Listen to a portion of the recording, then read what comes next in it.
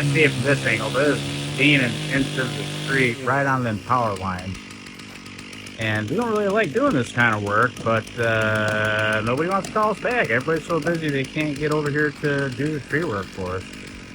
Got Jeffrey there cleaning up the tree.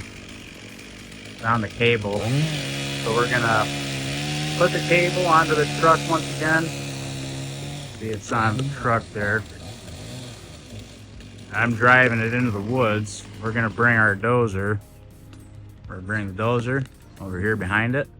A little added security, just to make sure. You can go up there, and yeah, he's gonna hook the chainway up there.